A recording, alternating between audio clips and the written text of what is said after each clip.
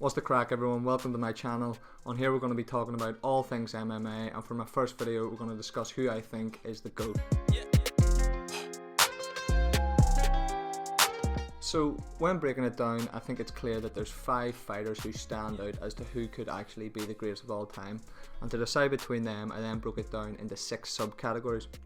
We've got their overall skill set, their success, the quality of competition they faced, their longevity, dominance against their opponents, and their aura of invincibility. Now, each fighter has their own strengths within these categories, and I chose those 6 because that's where you find some have strengths when compared to others. So in at number 5 is Demarcus Johnson. He's got a 30-3 record with notable wins over Jon Jones. He beat Joseph Benavidez twice and Henry Cejudo. Now, he's on the list because he has the most title defenses with 11. He has the second most finishes in UFC title fights, the latest finish in UFC at 4:59 into the 5th round.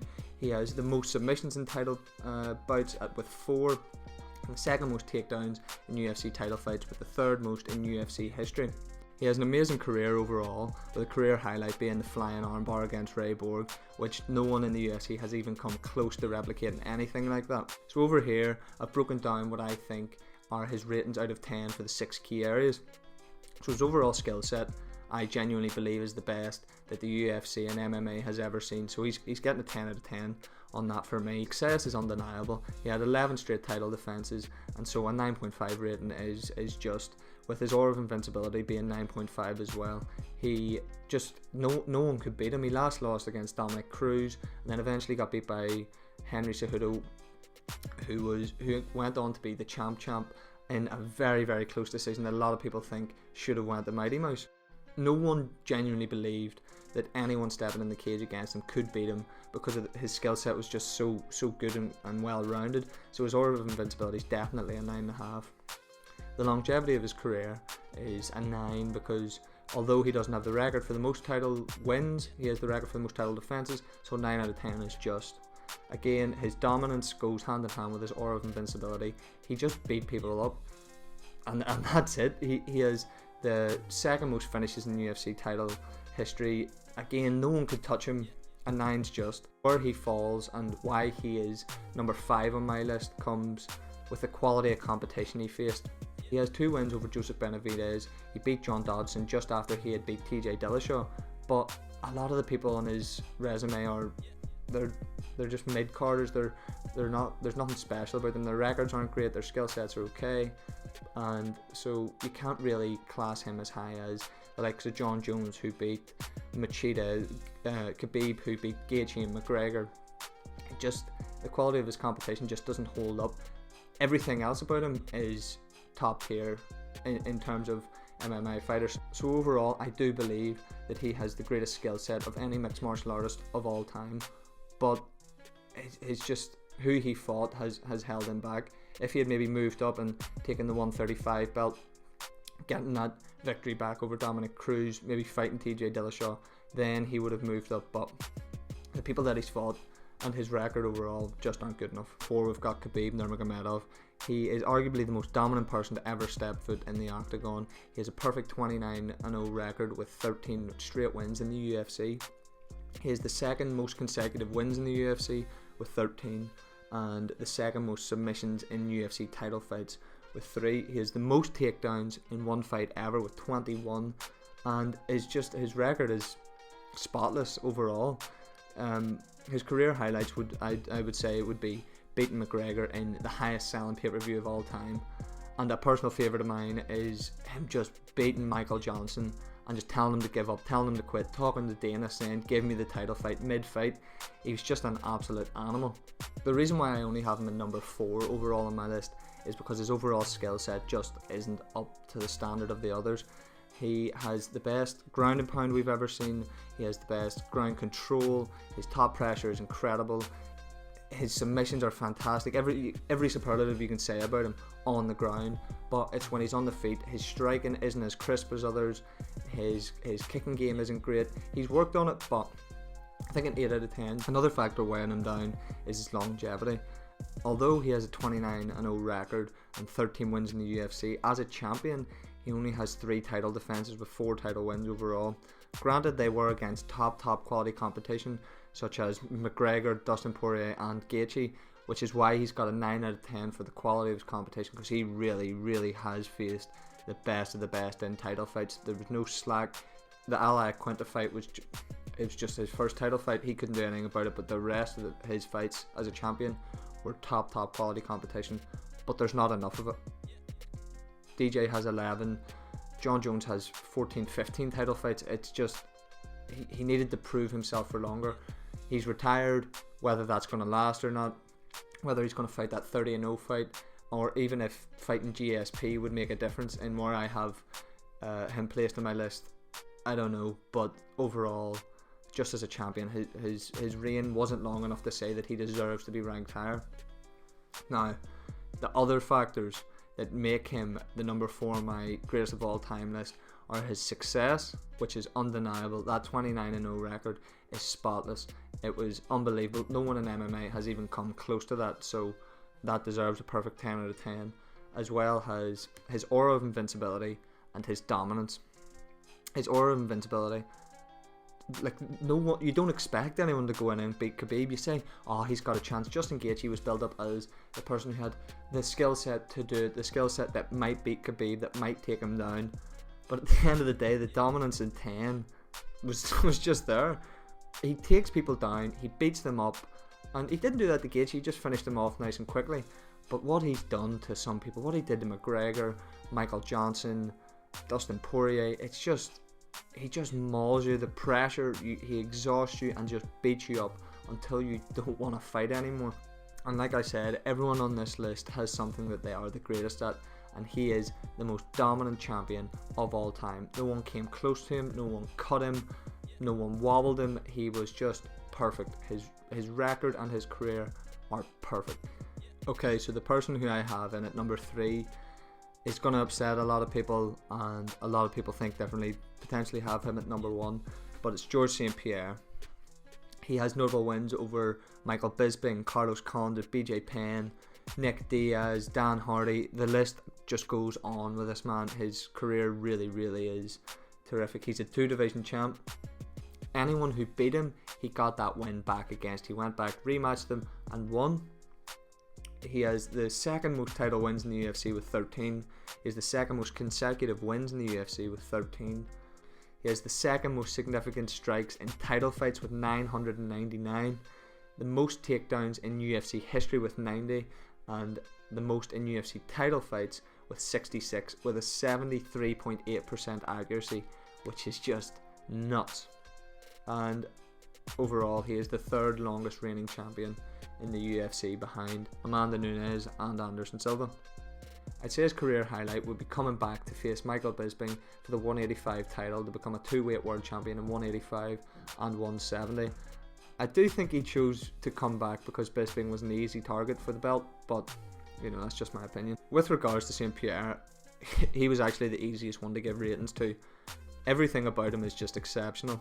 His overall skill set is fantastic. With his karate background and moving into wrestling, with his fantastic time and making him one of the best takedown artists of all time in the UFC, I'd say that his overall skill set is well rounded, but certain things like lacking real knockout power with his fists, I'd say a 9 is fair overall. His aura of invincibility is clear. Anyone who stepped in to fight him was the underdog. No one really expected him to beat St Pierre, but it's not a 10 because he does have losses on his record. He can be beaten, and if someone has beaten you and there's a chink in your armor, you know, you have a wee bit of confidence going into it that you can still do that, you can replicate that, you can be the one to beat him again. So although he dominated people, I think a 9's fair. Longevity, again, he has 13 successful title wins across 3 different reigns, because he did get beat by Sarah while holding the title and then regain it back later on.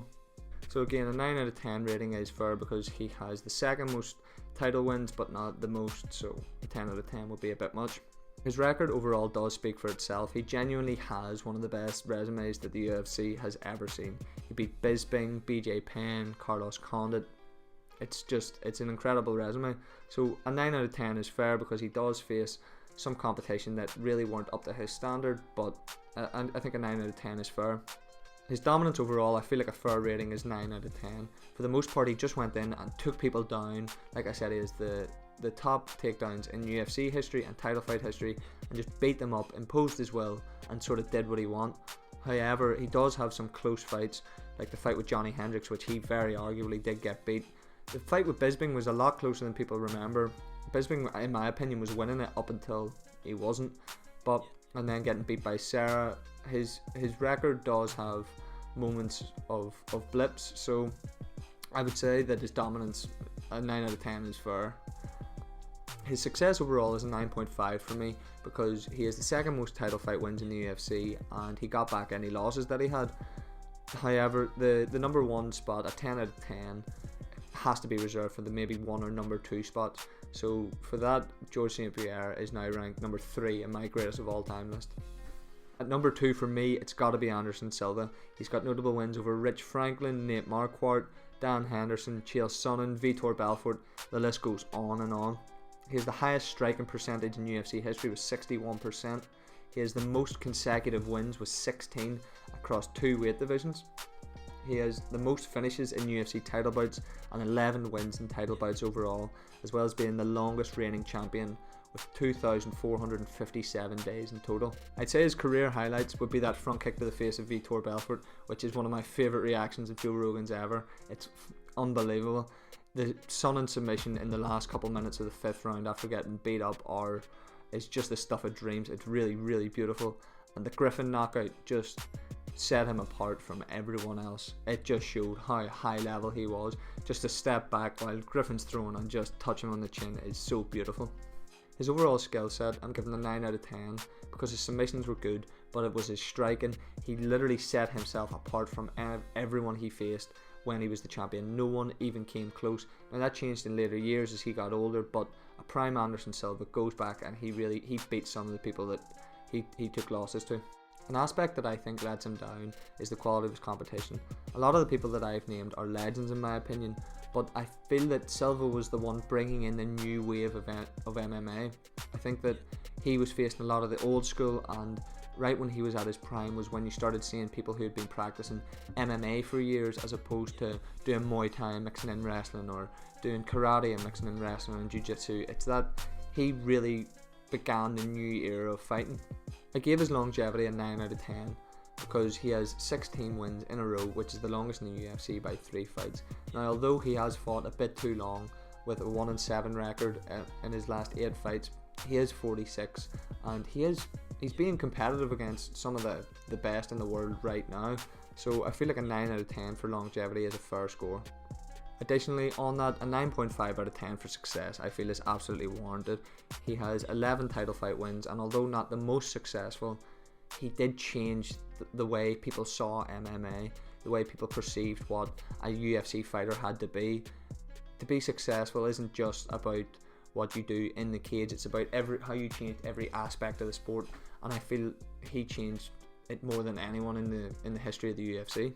Now, the 2 aspects of his game that set him apart and put him as number 2 in my GOAT list are his aura of invincibility and his dominance.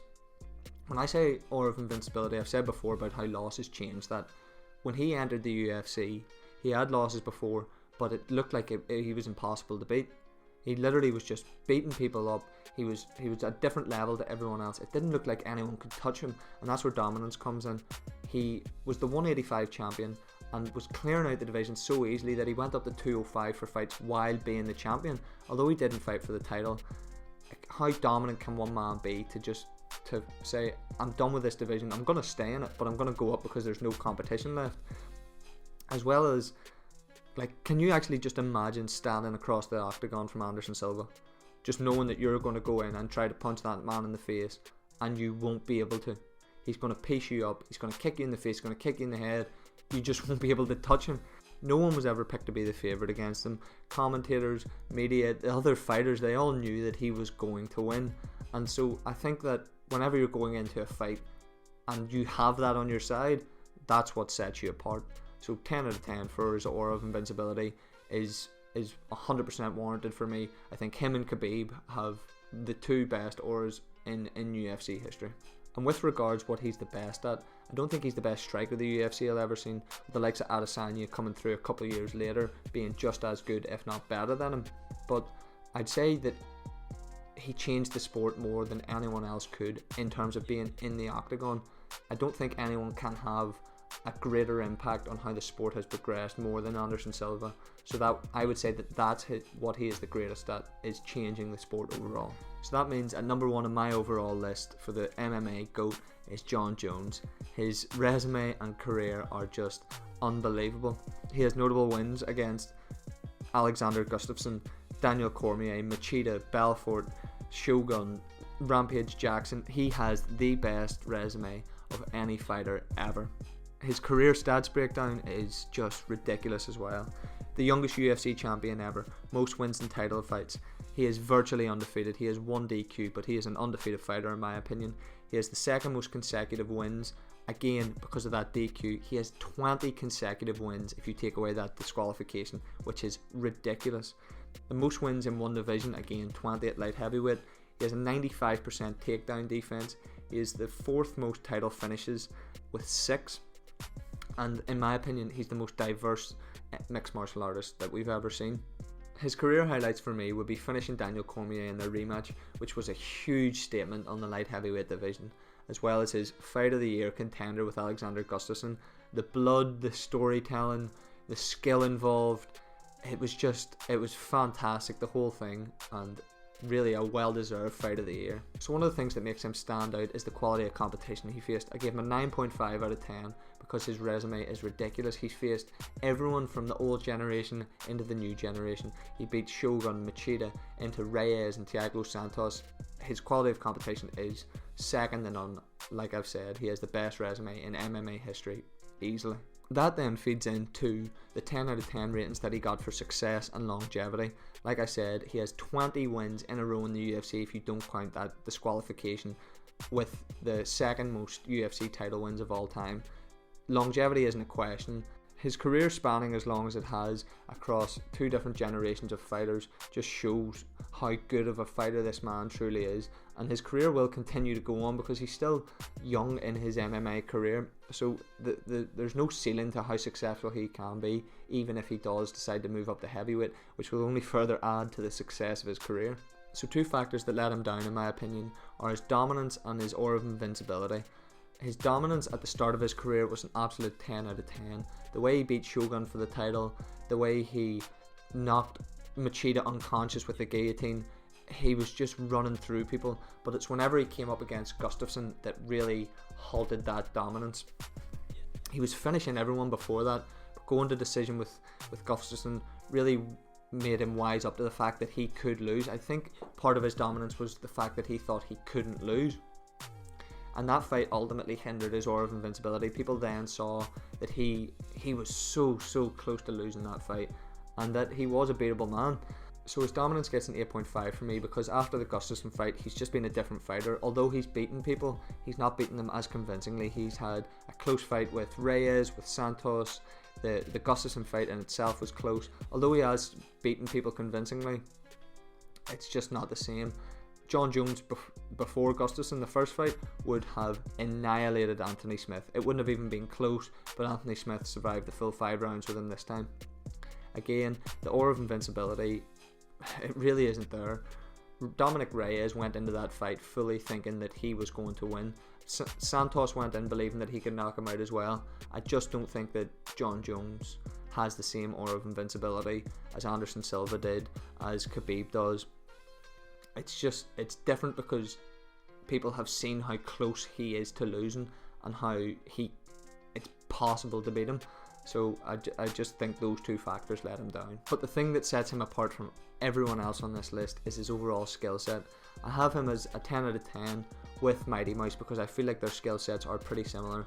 But Jon Jones, his striking is so diverse. He really implemented elbows into his game like no one had before. His takedown abilities and his wrestling, like he was able to take down Daniel Cormier a couple times pretty easily. He has a 95% takedown defense. His ground and pound is one of the most vicious ground and pounds you will ever see. Just look what he did to Gustafsson in the rematch. He really is a complete fighter. Now later on in his career he's become more safe, but his boxing and his kickboxing is so sound, and his defense is just, it's as close to perfect as you're going to get in the sport. His skill set is unrivaled, and I feel like you have to give it a 10 out of 10 overall. A couple of honourable mentions that I'd like to give out would be to Amanda Nunes, who I feel is greatly disrespected in the GOAT talk because she is just running through everyone who comes out in front of her. Her grappling, her striking, it's so high level in both aspects that she really should be considered, and if she continues on her way, she could potentially be considered the greatest fighter of all time, never mind just the greatest women's fighter of all time. Additionally, Henry Cejudo has victories over Demarcus Johnson, TJ Dillashaw and Dominic Cruz. He cleared out those 2 divisions. He has to be considered as one of the greatest combat athletes of all time. He has an Olympic medal, he was champ. He retired a bit early, that's why he's not on my list. He has the same problem as Khabib, but he is really up there. He is a special athlete. And finally, Fedor Emelianenko. He was an absolute monster in the Pride days in Japan, in that first generation of MMA fighters. He's widely regarded as the best heavyweight of all time, and a lot of people have him in their top 1, 2 or 3. So although I don't know too much about him to say he should be on my list, you can't go without mentioning him. He is the GOAT of the first generation of MMA fighters. Thank you for watching my first video. I put a lot of time and effort into making this, and I really hope you enjoyed it. I'm going to be pumping out a lot of MMA content with a bit of a twist to what you usually see on YouTube here. Please like it if you like the video, comment if you have any suggestions, and share it with any of your friends that like MMA. Cheers.